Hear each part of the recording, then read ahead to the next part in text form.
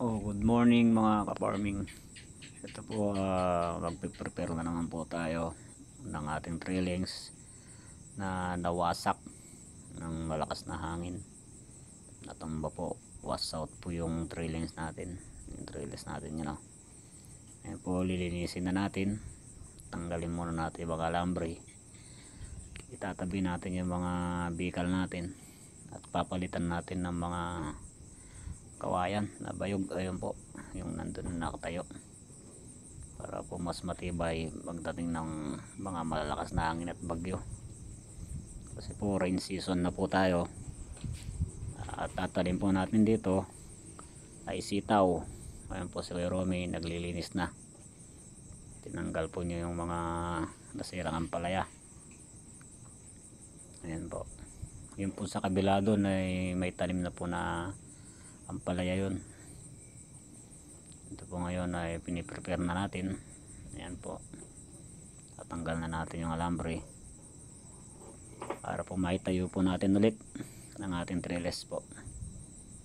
At titibayin po natin, papalitan natin ng mga bayog na kawayan. Halos buhawi po yung tumama dito na malakas na hangin, may kasamang ulan, kaya wash out yung ating mga bikal.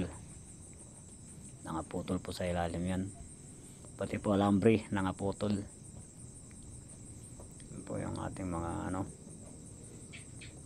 ating mga ampalaya na mag-umpisa po sana tayo magdadahon, kaya lang nawasak na. Yan, lilinisin na lang natin. Pag nalinis po yan ay araruin na natin habang walang ulan,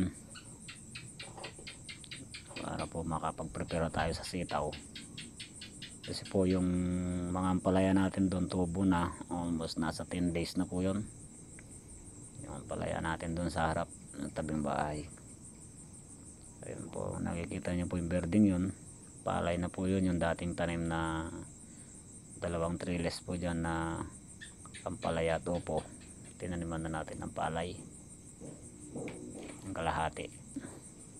Ayan po yung mga bayog natin na nakatayo. Yan po ipapalit natin dyan. Itatabi muna natin yung mga bayog, kasi po malalakas po yung hangin yan. May mga bagyo po tayong parating pag ganitong season po, pag berna. Kaya po yan po, nagpe-prepare na tayo. At papalitan po natin yung mga pangserga natin na tulos. Titibayan po natin, haba natin ng konti. Yan po, niroroll ko na yung alambre. Pataas po na roll nyan, tatanggalin natin yung mga bikal, tatabi muna para maararo. Dapat po hindi na araruin to kung hindi natumba, lilinisin lang, tataniman. Ayan po yung ating mga ampalaya na almost 10 days na, apat na po yung dahon. Maglalagyan na po tayo ng nyan, ng tali natin, sling straw natin, para sa pag-akyatan nila. Yung mga ampalaya natin na halos apat na po yung dahon, lilitaw na po yung mga balbas nyan. Medyo madamo pa, pero araruin natin yan ng traktor. Talagaan natin ang traktor para mamatay po yung damo. Ayan po, mga ampalaya natin na mistisa, nasa 10 days na po yan. Ayan po, yan po yung ampalaya natin. Marami rin pong namatay dyan dahil po nung pagkatanim natin, mga 2 araw lang, binuhos niya malakas na ulan, naipit po yung mga natin, mga tinanim na buto. Direct seeding po tayo eh. Ayan po, hindi po tayo nagpunla. Ayan po yung mga ampalaya natin, oh. Kaganda ng dahon, halos tigtatatlo po yan, para po pang may namatay na sa kabila, mailipat natin para maging tigdadalawa.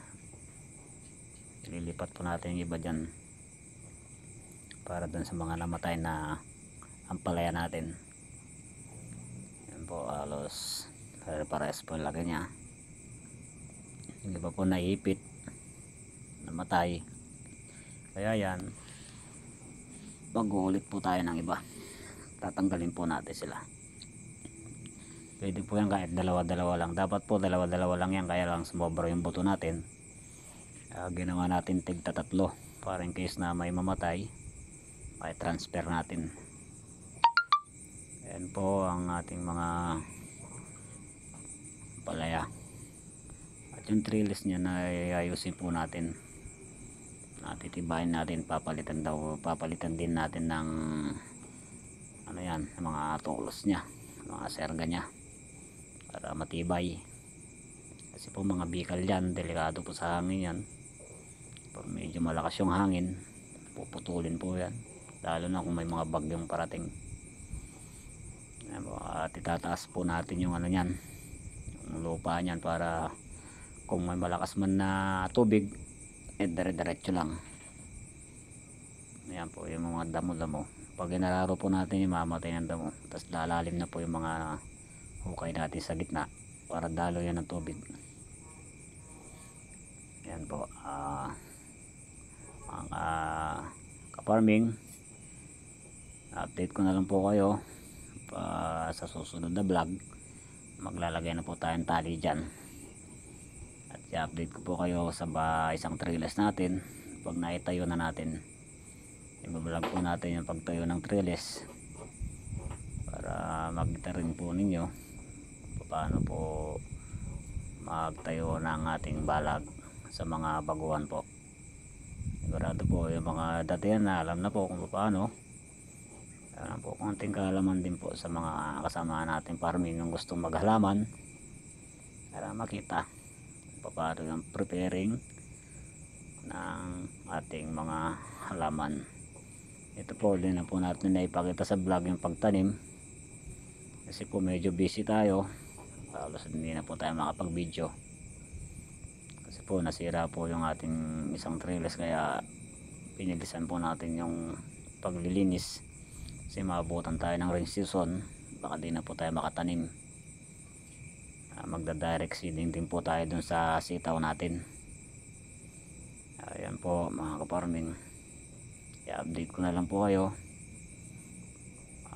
Magandang buhay mga ka-farming. Please subscribe po, pag-click lang po ang notification bell para lagi po tayong update sa ating mga susunod na video. Yung mga nanonood sa Facebook page, paki-follow, like and share lang po para po maano natin, marami makapanood.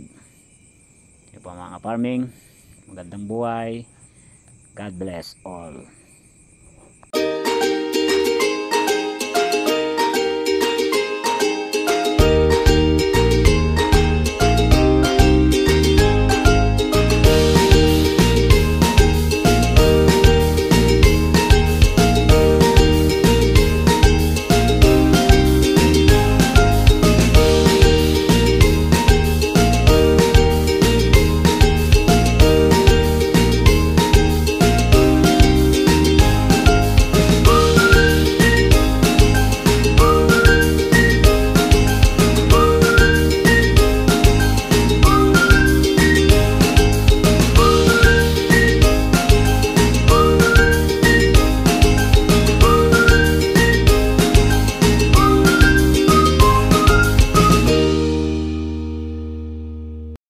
Yan po mga farming, gumagawa po tayo ng tulos natin para sa pangserga natin sa alambre sa dulo.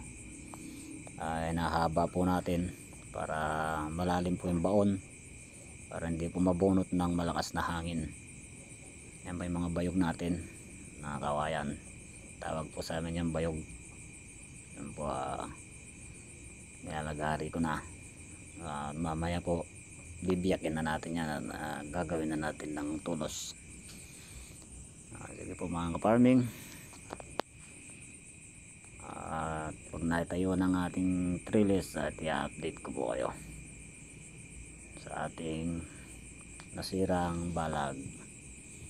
Ayan po mga ka-farming, God bless po.